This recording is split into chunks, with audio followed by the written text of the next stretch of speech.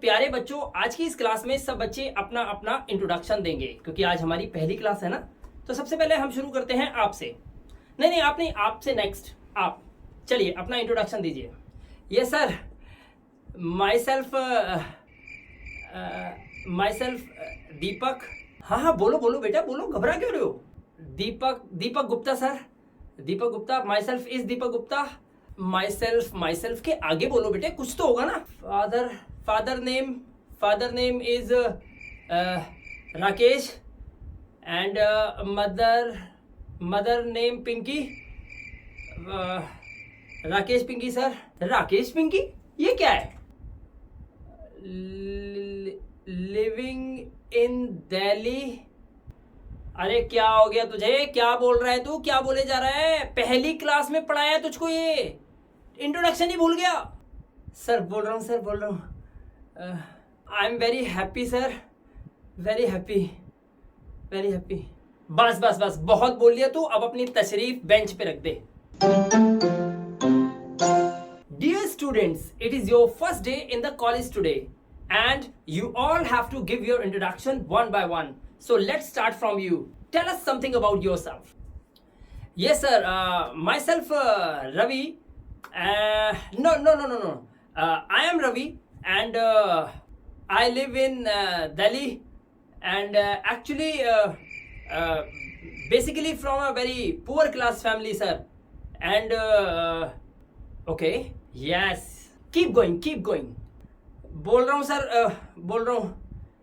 Why are you not speaking? Why are you so silent?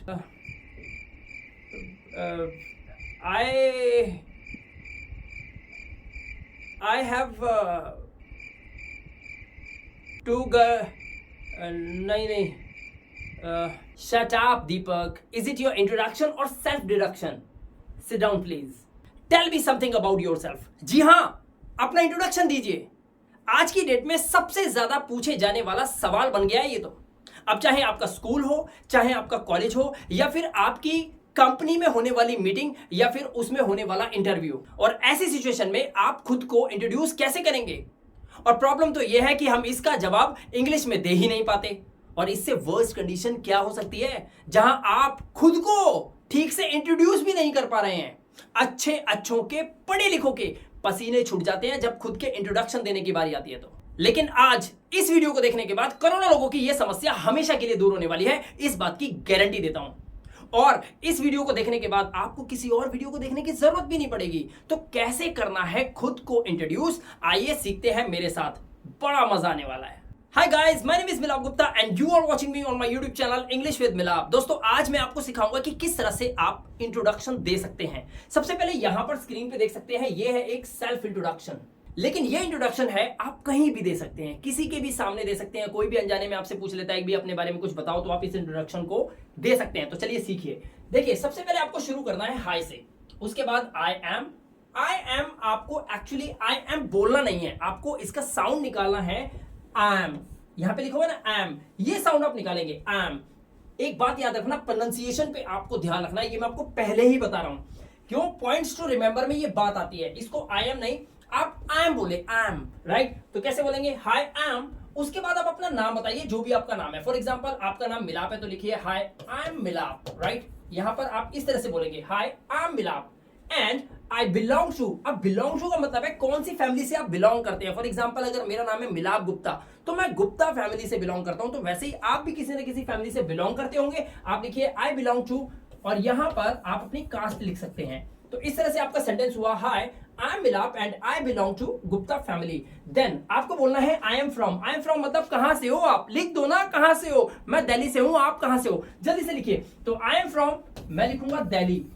अगर आप पंजाब से हो तो आप बोले आई एम फ्रॉम पंजाब। तो ये बताना जरूरी है यार, हम कहां से हैं, ठीक है। उसके बाद आप अपना उम्र बता सकते हैं। आप बोलेंगे आई एम 26 ईयर्स ओल्ड, या जितने भी आप उम्र है आपकी वो आप यहां पर बोल सकते हैं। उसके बाद आपने बोला राइट नाउ। राइट नाउ का मतलब है ठीक अभी।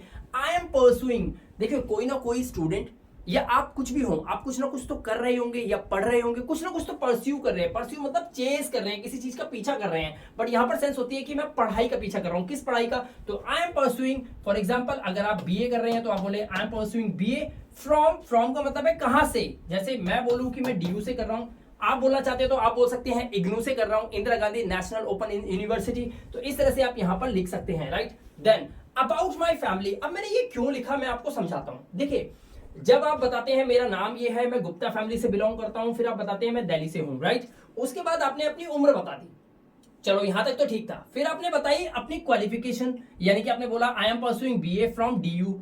लेकिन अचानक ही अगर आप बोलोगे माय फादर इज अ, तो वो शॉक्ड हो जाएगा कि अभी तो ये अपनी क्वालिफिकेशन बता रहा था, अचानक पापा कहां से बीच में आ गए। इसीलिए आपको ये लाइन बोलनी जरूरी है, अबाउट माय फैमिली। वो समझ जाएगा कि अब ये फैमिली के बारे में बोलने वाला है। तो माय फादर इज अ, अब आपके पापा क्या है, टीचर हो सकते हैं, लॉयर हो सकते हैं, एडवोकेट हो सकते हैं, तो जो भी आप बोलिए। अगर आपके पापा लॉयर है तो बोलेंगे my father is a lawyer, अगर आपके पापा एडवोकेट है तो बोले my father is an advocate या फिर एन इंजीनियर। लेकिन यहां पर हम बोल सकते हैं my father is a teacher. मान लीजिए हमने बोलना है my father is a teacher, बोल दिया। उसके बाद and my mother is a, अब आपकी मॉम क्या है वो बता दीजिए। माय मदर इज अ, आपको बोलना है हाउसवाइफ है तो बोलिए हाउस मेकर या फिर हाउसवाइफ, जो भी लिखना चाहें आप लिख सकते हैं यहां पर, राइट। उसके बाद अबाउट माई हॉबीज, अब यहां पर क्या बोला मैंने, देखो अबाउट माई हॉबीज। अब मैंने उसको ये बता दिया कि मैंने मम्मी पापा के बारे में बता दिया। अगर कोई सिबलिंग्स है तो वो भी बता सकते हो, आई हैव 2 सिबलिंग्स या आई हैव 2 सिस्टर्स या आई हैव अ ब्रदर, जो भी है वो आप बोल सकते हैं। चाहे तो ऐड कर सकते हैं, इसमें कुछ ना कुछ ऐड भी कर सकते हो, लेकिन सेंटेंस करेक्ट होना चाहिए। अबाउट माई हॉबीज, हॉबीज के बारे में। अब क्या बोला मैंने, आई लव, उसके बाद डांसिंग एंड स्विमिंग। अब यहां पर मैंने क्या बोला, मैं प्यार करता हूं किससे, नाचने से और स्विमिंग से, तैरने से। तो I love dancing and swimming, इस तरह से आप इसे बोल सकते हैं। उसके बाद मैंने बोला I am desperate about learning क्या, न्यू थिंग्स। मतलब डेस्परेट का यहां पर मतलब क्या है, मैं दुस्साहसी हूं। डेस्परेट मतलब होता है दुस्साहस होना, यानी कि किसी काम को करने के लिए ना कुछ सोचना नहीं है, बस उसको कर डालना है। किसी एक काम पे आप इतने ज्यादा पैशनेट हो जाते हो कि आप बोलते हो आई एम डेस्परेट अबाउट, मतलब इस काम को करने के लिए तो मैं पागल हूं। तो I am desperate about learning क्या, न्यू थिंग्स, नई चीजें करने में, नई चीजें सीखने में मैं दुस्साहसी हूं, डेस्परेट हूं। उसके बाद क्या लिखा आपने लाइन, दैट इज वाई, और इसीलिए my friends call me a quick learner. इसीलिए मेरे दोस्त मुझे बोलते हैं कि यार तू बड़ी जल्दी सीखता है, तू बहुत ही ज्यादा क्विक लर्नर है। इस तरह से आप इस सेंटेंस को बोल सकते हैं। लास्ट में आप क्या बोलेंगे, दैट्स इट, बस आपको ये बोलना है दैट्स इट, बस इतना ही, या दैट्स ऑल। ये देखिए आपने एक सेल्फ इंट्रोडक्शन दिया जिसको आप कहीं भी दे सकते हैं। यार गली के कोने में कोई पूछ ले आपके बारे में तब बोल सकते हो। अगर आप लड़के वाले हैं, लड़की वाले देखने आए हैं, लड़के के पिताजी ने बोल दिया आपको tell me something about yourself, शुरू हो जाना। बिल्कुल सिंपल है, बढ़िया है, बस आपको चीजें चेंज कर देनी है अकॉर्डिंगली। मैंने तो यहां पर आपको एक वे, एक ढांचे से, एक सिस्टम से आपको बता दिया कि इस तरह से आपको बोलकर अपना पिंडा छुड़ा लेना है। तो आया कुछ समझ में, तो इतना तो बोलना आप सीख ही गए हो। चलो अब चलते हैं और आगे। अब यहां पर देखो क्या लिखा है, self introduction as a fresher, यानी कि अब आप जॉब के लिए अप्लाई करना चाहते हैं, किसी कंपनी में गए हैं, इंटरव्यू दे रहे हैं, तो यहां पर चीजें थोड़ी सी तो चेंज हो जाएगी। देखो समझो, तो यहां पर किस तरह से आपको बोलना है, ध्यान से देखिए। सबसे पहले आपको हाय बोलना है या फिर आप हेलो बोल सकते हैं। उसके बाद या तो बोले आई एम, अब यहां पर आपका नाम आ जाएगा आई एम मिलाप गुप्ता, या फिर आपको बोलना है ये माय नेम इज मिलाप गुप्ता। दोनों में से जिसमें भी आप कंफर्टेबल हैं वो आप बोल दीजिए। उसके बाद मैंने यहां पर लिखा आई पुट अप एट। अब देखिए पुटअप का मतलब समझाता हूं पहले। पुटअप का मतलब होता है जहां आप रहते हैं, यानी कि पुटअप का मतलब ये है, आप बोल रहे हैं आई लिव एट, कहां आप रहते हैं। तो पुटअप का यूज होता है, मैं एक कॉल सेंटर से बिलोंग करता हूं, 2000 के अंदर मैं जॉब किया करता था, वहां पर where do you put up at, ये सवाल मुझसे पहली बार जब पूछा गया था तो मुझे पता ही नहीं था पुटअप का मतलब क्या होता है। तो मैंने कहा ये मैम क्या पूछ रही हैं। तो ये पुटअप जो है अक्सर यूज किया जाता है, तो आप इसको याद रखना, आई पुट अप एट। अब कहां आप रहते हो, जैसे मैं बोलता हूं कि मैं नांगलोई में रहता हूं दिल्ली के अंदर, तो मैं बोलूंगा I put up eight Nangloi, मैं नांगलोई लिख दूंगा यहां पर, राइट, इस तरह से। तो आप कहां रहते हैं, अगर आप रोहिणी में रहते हैं I put up eight Rohini, तो जो भी लोकेशन आपकी है उस जगह का नाम यहां पर आप लिख सकते हैं, राइट। उसके बाद अब देखिए क्या है, आपको बोलना है आई कंप्लीटेड 10th क्लास, मैंने 10th क्लास कंप्लीट की, कहां से की, आई कंप्लीटेड 10th क्लास फ्रॉम, अब फ्रॉम सीबीएसई से की है तो आप लिख दो यहां पर सीबीएसई, अगर आपने एनआईओएस से की है तो आप लिखो एनआईओएस, इस तरह से लिख सकते हैं। इन लगा हुआ है, उसके बाद आप लिखोगे कौन से ईयर में की, क्योंकि यहां पर देखिए वर्ब की सेकंड फॉर्म यूज की गई है, इसका मतलब है ये काम हो गया है और उसको टाइम भी हो गया है। कई बार मैंने देखा है स्टूडेंट्स बोलते हैं आई हैव कंप्लीटेड। दोस्तों हैव कंप्लीटेड आप मत बोलें, हैव कंप्लीटेड का मतलब ये है कि जस्ट अभी ही आपने 10th की है। लेकिन मुझे बताइए कि 10th करी हुए आपको इतना टाइम हो गया, आप इंटरव्यू पे जा रहे हैं, यानी कि आप 12th भी पास कर चुके हैं, तो 10th आपने हाल ही में थोड़ी की है, इसलिए यहां पर वर्ब की सेकंड फॉर्म का यूज अक्सर किया जाता है, ठीक है। तो I completed 10th class from CBSE in, मान लीजिए आपने बोला 2007 में आपने की है फॉर एग्जांपल, राइट। तो उसके बाद आफ्टर दैट लगाया आपने, इसका मतलब होता है उसके बाद, आफ्टर दैट। फिर आपने कुछ किया ना, क्या किया, आई कंप्लीटेड 12th फ्रॉम, अब आपने फिर दोबारा सीबीएसई से क्या है तो लिख दो फ्रॉम सीबीएसई इन, अब देखो 2007 में, तो यानी कि आपने 2009 में कर ली मान लीजिए 12th, राइट। अब आपने क्या बोला, राइट नाउ, यानी कि अब, अभी, ठीक, अभी क्या कर रहा हूं मैं, आई एम परस्यूइंग। तो जाहिर सी बात है 12th भी कर ली, 10th भी कर ली, तो अब आप कुछ ना कुछ तो परस्यू कर रहे होंगे, ऐसा तो है नहीं आपने पढ़ाई छोड़ दी होगी। अगर पढ़ाई छोड़ दी है तो फिर ये लाइन बोलने की जरूरत ही नहीं है, कतई मत बोलिए। और अगर कुछ कर रहे हैं तो बोलिए आई एम परस्यूइंग, अगर आप बीए कर रहे हैं तो बोलिए बीए, अगर आप सीए कर रहे हैं तो सीए बोलिए, या अगर आप बीकॉम कर रहे हैं तो बीकॉम बोलिए यहां पर, या फिर आप बीएससी कर रहे हैं तो बीएससी बोलिए। इस तरह से आप यहां पर कुछ भी बोल सकते हैं जो आप कर रहे हैं। तो आई एम परस्यूइंग और फिर आप उसे बोल दें। उसके बाद यहां पर लिखा हुआ है दिस ईयर, तो अब पूरा सेंटेंस क्या हुआ, right now I M pursuing BA या फिर बीकॉम या फिर BSc this year, right. Recently का मतलब होता है हाल ही में, यानी कि अभी जस्ट कुछ दिन पहले ही। Recently I have enrolled myself, मैंने खुद को जोड़ लिया है, किससे इनरोल्ड कर लिया है, इन अ, अब मेरे को मान लो कोई कंप्यूटर कोर्स किया है तो मैं बोल दूंगा इन अ कंप्यूटर कोर्स। अब कोई भी कंप्यूटर कोर्स आपने करा है, ज्वाइन करा है, तो आप इसे बोल सकते हैं recently I have enrolled my self in a computer course. इस तरह से इतना आप बोल सकते हैं, राइट। अब आपने क्या बोला, I can easily work on MS office. दोस्तों एमएस ऑफिस को तो सीख लो, बहुत ज्यादा जरूरत पड़ती है। जितने भी गुड़गांव नोएडा में जो जॉब करने वाले बच्चे हैं दिल्ली के अंदर, इनको तो ये एमएस ऑफिस आना ही चाहिए। आप पूरे इंडिया में कहीं से भी इस वीडियो को देख रहे हैं, आप आज नहीं तो कल जॉब पे जरूर जाएंगे। अगर आप जॉब पे जाएंगे, इवन कि अपना बिजनेस भी शुरू करेंगे, तब भी मैं आपको बता दूं दोस्तों, आपको एक्सेल, एमएस वर्ड और पावर पॉइंट की बहुत अच्छी नॉलेज होनी चाहिए। और ये तीनों ही कॉन्सेप्ट आपके एमएस ऑफिस में कवर होते हैं। तो आपको ये लाइन बोलनी भी पड़ेगी। आप बोल सकते हैं I can easily work on MS office में, एमएस ऑफिस में आराम से काम कर सकता हूं। ये आपकी एबिलिटी है, आपने कैन का यूज किया है। अब इसके बाद जिन चीजों से आपको प्यार है, जैसे फॉर एग्जांपल आप बोलोगे आई लव क्या पसंद है आपको, बताइए अपनी हॉबीज। तो आई लव डांसिंग, तो डांसिंग लिख दीजिए। आपको बस वर्ब के साथ आईएनजी लगा देनी है यहाँ पर। I love dancing and watching movies, आपने इस तरह से लिखा वॉचिंग मूवीज, तो ये आपने बोल दिया I love dancing and watching movies, ऐसे लिख दिया आपने, कोई दिक्कत नहीं है। आई एम पोलाइट, आप देखो क्या बोला आपने बोला आई एम पोलाइट, मैं विनम्र हूं, पोलाइट हूं। And I can work even in a critical situation, अगर क्रिटिकल सिचुएशन भी हो जाती है तो भी मैं उसमें काम कर सकता हूं। I can work even in a critical situation. अब इससे इंप्रेशन कहां पड़ेगा, आप फ्रेशर है, आपने कभी जॉब नहीं की, वो भी समझता है कि ये घर से डायरेक्ट आया, अब जॉब करना चाहता है, तो जॉब कंपनी में करेगा तो कुछ नई नई चीजें सीखेगा, नई नई स्किल्स लेगा, अपने स्किल्स को यूज करेगा। तो यहां पर आपने एक लाइन बोली, क्रिटिकल सिचुएशन में भी मैं काम कर सकता हूं और मैं बहुत ज्यादा पोलाइट हूं। लोग अपना होशोवासी तो खो देते हैं, उल्टी सीधी बातें करने लग जाते हैं, लेकिन आपने यहाँ पे क्या लाइन बोली, I am polite and I can work even in a critical situation, यानी कि समस्या कितनी भी गहरी हो जाए, कितनी भी गहन हो जाए, मैं उसे हैंडल कर सकता हूं। I can work even in a critical situation, इस तरह से बोल दिया। सो इसीलिए it would be a wonderful opportunity to work with you, यानी कि इसीलिए बहुत ही अच्छी अपॉर्चुनिटी होगी आपके साथ काम करने के लिए। तो मेरे लिए एक बहुत अच्छी अपॉर्चुनिटी होगी अगर मैं आपके साथ काम करने का मुझे मौका मिल जाए। लास्ट में आपने क्या बोला, थैंक यू। तो ये था आपका फ्रेशर के लिए एक इंट्रोडक्शन, जिस तरह से आप नॉर्मल सेंटेंसेस बोल के बहुत अच्छा इंप्रेशन सामने वाले पे डाल सकते हैं। एटलीस्ट कुछ भी ना बोलने से इतना अगर आप बोलेंगे तो एक बहुत अच्छा इंप्रेशन जाएगा और हो सकता है आपको जॉब मिल जाए। लेकिन प्यारे दोस्तों एक बात आप याद रखना, अगर आपने जॉब ऑलरेडी कहीं पे की हुई है तो इसका मतलब है आपके पास एक्सपीरियंस है, तो आपसे बहुत सारे सवाल भी किए जा सकते हैं। अब आप फ्रेशर नहीं है, तो ऐसी कंडीशन के अंदर आपको इंट्रोडक्शन को थोड़ा सा डिफरेंट वे में बोलना होता है, क्योंकि आपने पहले भी कई बार इंटरव्यूज दिए हैं तो आपने इंट्रोडक्शन तो दिया ही होगा, राइट। तो अब थोड़ा सा चेंज हमने किया है, ध्यान से देखिएगा। Self introduction as an experienced person. अब देखो यहां पर इसको आप ना रट्टा मार दो, समझ लो, याद कर लो। आज इस वीडियो को देखने के बाद ना आप इंट्रोडक्शन कैसे ना कैसे दे ही सकते हो। 3 इंट्रोडक्शन मैंने आपको सिखा दिए, इनमें से कोई भी एक तो आप बोल ही सकते हो, कम से कम चुप तो नहीं रहोगे। अब ध्यान से देखो, या तो आप बोलो हाय या फिर हेलो, उसके बाद बोलेंगे माय नेम इज, जो भी आपका नाम है वो यहां पे लिखिए। फॉर एग्जांपल मैंने बोला my name is Milap and I reside eight. अब देखो वहां पर हमने क्या बोला था, पुचापैट, वो भी यूज कर सकते हो, लेकिन एक नया वर्ड देता हूं ताकि आपका ना ब्रेन जो है ना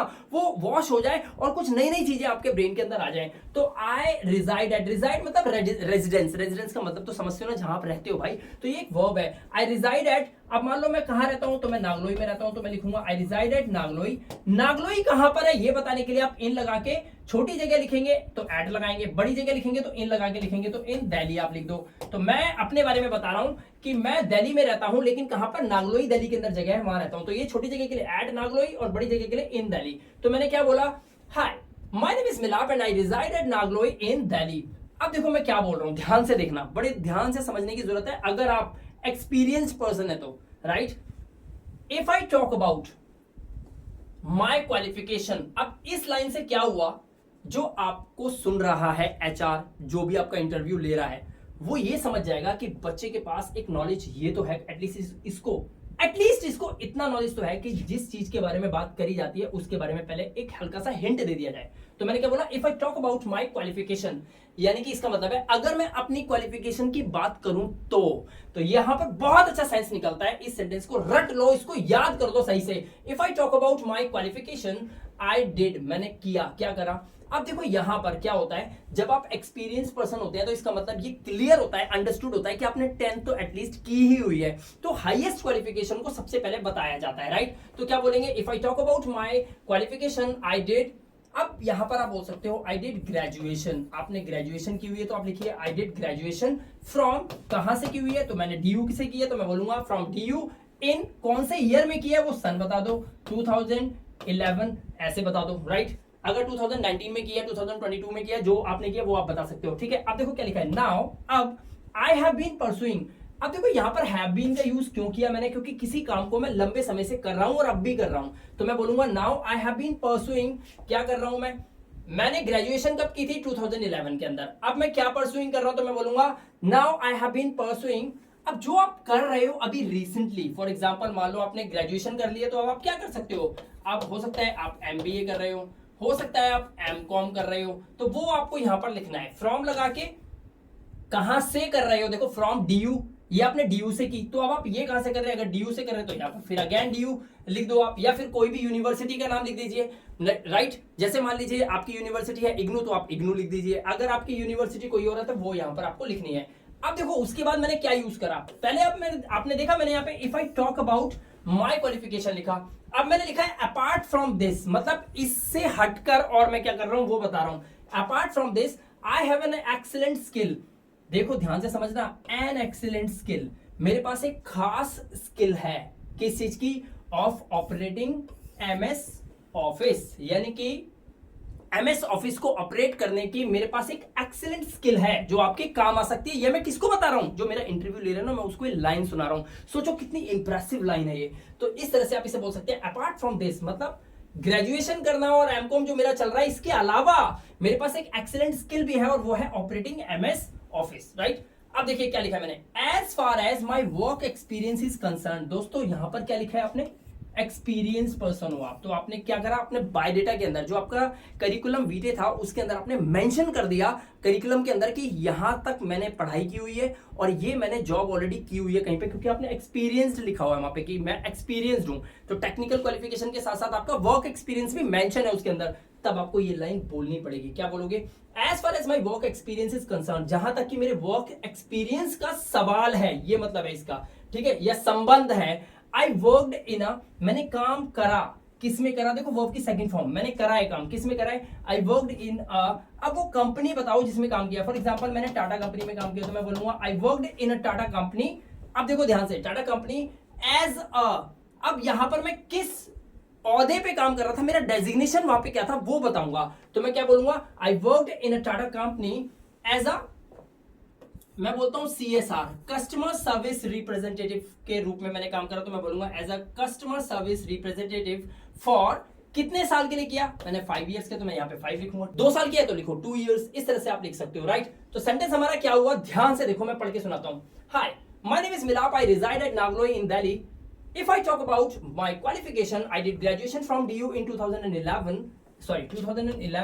Now I have been pursuing MBA या फिर MCOM from DU. Apart from this, I have an excellent skill of operating MS Office. As far as my work experience is concerned, I worked in a Tata company as a CSR for 5 years. यहाँ तक पहुंच गए आप।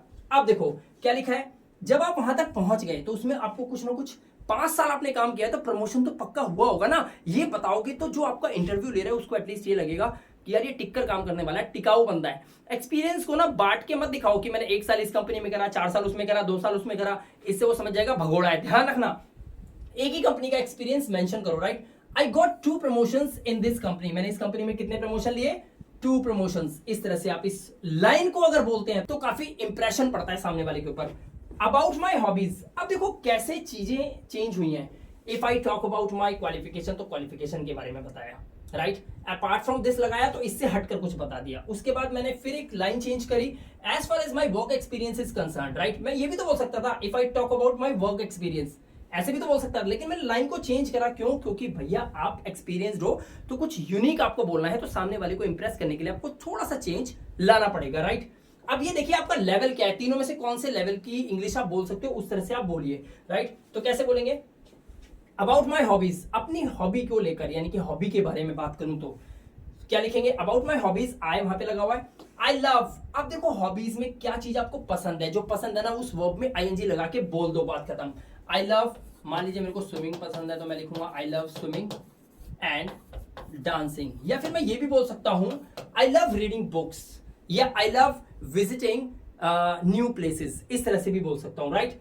उसके बाद देखिए मैंने क्या बोला, इतना बोलने के बाद, it would be a wonderful experience, ये बहुत ही वंडरफुल एक्सपीरियंस होगा फॉर मी, मेरे लिए, टू वर्क विद यू, आपके साथ काम करने के लिए, and thank you very much for your precious time. यानी कि आप प्रीशियस टाइम मतलब क्या होता है, जो बहुत ही महत्वपूर्ण समय होता है। तो आप क्या बोल रहे हो दोस्तों, किसी की तारीफ करोगे ना, ये किसी के बारे में थोड़ा सा अच्छा बोल दोगे ना, सच बता रहा हूं ऑटोमेटिकली आप अच्छे लगोगे उसको, आप अच्छे लगने लग जाओगे। तो इसीलिए आप ये लाइन ना बहुत अच्छा बोल सकते हो। अब देखो क्या बोलोगे, it would be a wonderful experience for me to work with you and thank you very much, मतलब मजा आ गया मुझे, and thank you very much for your precious time, आपके प्रीशियस टाइम के लिए मैं आपको धन्यवाद देता हूं। किसी से टाइम लिया है आपने या फिर टाइम दिया है आपने, सामने वाला बोल रहा है मजा आ गया आपसे बात करके, तो चीजें बहुत अच्छी रहती हैं। तो आप यहां पर क्या बोलेंगे, and thank you very much for your precious time and your invaluable advice. अब इनवैल्यूएबल का मतलब होता है अमूल्य, मतलब जिसकी कोई कीमत ही नहीं है। तो एडवाइस अगर उसने आपको कुछ दी है, तो मान लीजिए उन्होंने कहा है कि आप कुछ स्किल्स आपकी कम है, इसको आप इंप्रूव कर लो, या फिर वो बोलता है कि आप कुछ कोर्सेज और कर लो कंप्यूटर के, आप हमारी कंपनी के अंदर अपने औहदे को, अपने डेजिग्नेशन को और बढ़ा सकते हो, कुछ ऐसा बोला है। तो एडवाइस किया ना आपने, वो जब भी कुछ एडवाइस करे कोई, तो आप इस लाइन को यूज करो। क्या यूज करोगे, कैसे बोलोगे, thank you very much for your precious time and your invaluable advice, right. यानी कि आपकी एक बहुमूल्य मतलब अमूल्य राय, जिसकी कोई कीमत ही नहीं है, उस राय को लेकर मैं आपको धन्यवाद करता हूं, राइट। उसके बाद नाउ, अब आई एम लुकिंग फॉरवर्ड, मैं आगे विचार कर रहा हूं, देख रहा हूं, सोच रहा हूं, समझ रहा हूं, कोई भी सेंस लगाकर आप बोल सकते हैं आई एम लुकिंग फॉरवर्ड, मैं आगे देख रहा हूं, टू ज्वाइनिंग योर कंपनी, आपकी कंपनी में जुड़ने के लिए, या कंपनी को जुड़ने से, एज सून एज, जहां तक की पॉसिबल हो, जहां तक संभव हो। तो क्या बोला सेंटेंस ये, now I am looking forward to joining your company as soon as possible, यानी कि जितनी जल्द से जल्द हो सके मैं आपके साथ, आपकी कंपनी में आपके साथ काम करना चाहता हूं, आपके साथ जुड़ना चाहता हूं, मैं ये सोच रहा हूं, ये देख रहा हूं, ये मेरी विचारधारा ये बन रही है। ये सेंस में आप बोल सकते हैं अगर आप एक्सपीरियंस्ड पर्सन है तो यहां पर आपने देखा कि आपने किस तरह से कैटेगराइज किया हुआ है उसे। बस आपको एक चीज का ध्यान रखना है, जब आप क्वालिफिकेशन के बारे में बताओ तो पहले ही मेंशन करो, if I talk about my qualification, तो क्वालिफिकेशन बताओ, right. Apart from this, qualification से हटकर कोई टेक्निकल क्वालिफिकेशन है तो अपार्ट फ्रॉम दिस लिखकर इस तरह से बोल दो। उसके बाद as far as my work experience, तो यहां पर आपने एक लाइन जोड़ी कि मैं अपना वर्क एक्सपीरियंस बताने की शुरुआत कर रहा हूं। तो आपने क्या बोला, as far as my work experience is concern, तो आपने वर्क एक्सपीरियंस बता दिया। उसके बाद जैसे इस पाथ से आप हटे तो आपने यहां पर एक वर्ड यूज करा, एक सेंटेंस यूज करा, अबाउट माई हॉबीज, तो अब उसे ये पता चल गया अब ये हॉबीज के बारे में बोलेगा। फिर आपने अपनी हॉबीज बताई, I love swimming and dancing, right. उसके बाद आपने क्या करा, वंडरफुल एक्सपीरियंस बताया, मेरे लिए है, क्या है, वर्क विद यू, अगर मैं आपके साथ काम करूं तो ये बहुत अच्छा वंडरफुल एक्सपीरियंस होगा। कितनी बड़ी बात आपने उसको बोली। उसके बाद आपने ये भी बोला कि आपने जो मुझे टाइम दिया, अपना कीमती बहुमूल्य टाइम दिया और अपनी अमूल्य एडवाइस, राय मुझे दी, उसके लिए बहुत बड़ा थैंक यू। और ये भी बोला कि मैं आगे जुड़ने के लिए देख रहा हूं, या मेरी विचारधारा बन रही है जुड़ने के लिए, किसमें, आपकी कंपनी में, जितनी जल्द से जल्द हो सके। ये इंट्रोडक्शन अगर आपने किसी को दिया तो सबसे पहले तो आप उन बच्चों को पीछे निरस्त कर दोगे, छोड़ दोगे जो बच्चे कुछ बोल नहीं रहे हैं। तो कम से कम उस लिस्ट में तो आप आ जाओगे जिस लिस्ट में हो सकता है आपका सेकंड राउंड हो जाए, या फिर हो सकता है आपको पहले राउंड में ही ले लिया जाए। तो एटलीस्ट इतना आपको बोलना आना चाहिए। लेकिन पूरी नॉलेज अभी नहीं हुई है, अभी कुछ बाकी है, बड़े ध्यान से समझिए। इंटरव्यू दे दिया आपने, ये सब बोल दिया, लेकिन कुछ चीजों को आप अपने साथ लेकर जाओगे, लेकिन वो चीज ना तो बोलने की है और ना वो चीज दिखाने की है, वो आपके अंदर होनी चाहिए। और ध्यान से देखो वो क्या है। तो दोस्तों अब इन पॉइंट्स को हमेशा के लिए अपने दिमाग में डाल लो। पॉइंट सुनो ध्यान से, इनके बिना आप किसी भी इंटरव्यू को क्लियर नहीं कर पाओगे अगर आप जॉब के लिए अप्लाई कर रहे हो। तो सबसे पहली चीज, आपका ड्रेसिंग सेंस कैसा है, इस पे आप फोकस करें। कुछ भी जोकर की तरह पहन के मत जाना, ड्रेसिंग सेंस आपका अच्छा होना चाहिए। कम से कम एटलीस्ट सामने वाले को भद्दा नहीं लगना चाहिए। तोतिया कलर पहन के चलेंगे तो ऐसा कुछ नहीं होना चाहिए। आप एक फॉर्मल ड्रेस पहन के जा सकते हैं, राइट। उसके बाद आपके चेहरे पे एक स्माइल होनी चाहिए।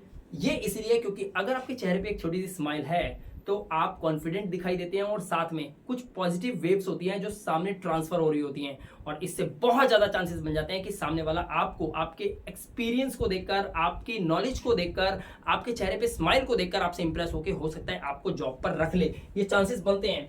और जिससे आप बात कर रहे होते हैं उससे आपका आई कांटेक्ट बना रहना चाहिए, क्योंकि यहां पर एक बात समझनी है। जब भी आप किसी की बातों में इंटरेस्ट लेते हैं तो आप उसकी आंखों में जरूर देखते हैं। अगर इंटरव्यू लेने वाला आपसे आपका इंटरव्यू ले रहा है और आप इधर उधर देख रहे हैं तो वो समझ जाएगा ये झेप रहा है, यानी कि ये कॉन्फिडेंट नहीं है, और वहां पर चांसेस हैं कि आप अपनी जॉब को लूज कर जाओगे। इसीलिए आपको आई कांटेक्ट बनाकर रखना है बराबर, और अपने शब्दों पर खड़े रहना है, ट्रू टू वर्ड्स रहना है। Be a good listener. जो वो बोल रहा है उनको पहले पूरा बोलने देना, ये नहीं उनके बीच में अपने आप शुरू कर दिया, हाँ सर ये तो सब मेरे को पता है, ऐसा नहीं करना है। पता भी हो, शांत रहो, काम रहो, and let him complete, let him finish his sentence or her sentence, and then after that you should start your sentence, या you should start your conversation, right। तो उस conversation को continue तभी करें जब उसका conversation या उसका sentence complete हो जाए, right। उसके बाद body language, आपका body language क्या है उस टाइम पर। टेबल पे तबला बजा रहे हो उनके सामने बैठकर, ऐसा तो नहीं कर रहे, या फिर वो आपसे बात कर रहे हैं और आप यहाँ पर खुजा रहे हो ऐसे ऐसे करके, ऐसा ऐसा तो नहीं कर रहे।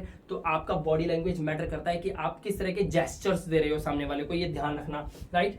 पंक्चुअल ऑफ टाइम, टाइम का पंक्चुअल होना बहुत ज्यादा जरूरी है। अगर आपका सेकंड राउंड है और आपको एक टाइम दिया गया कि इस टाइम तक you should be in the company, तो आपको एटलीस्ट उस समय से 2 मिनट 3 मिनट पहले तो कंपनी में पहुंच ही जाना चाहिए। इसका आपको ध्यान रखना है, राइट।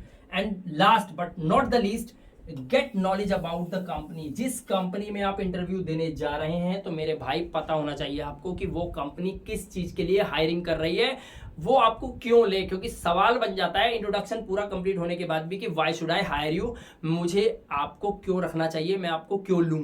तो इसका जवाब आपके पास होना चाहिए कि मैं आपके क्या क्या काम आ सकता हूं। इसलिए the most relevant and important knowledge जो ये है आपके पास होनी चाहिए कि get knowledge about the company. Company के बारे में आपको पता होना चाहिए ये कंपनी किस में डील करती है।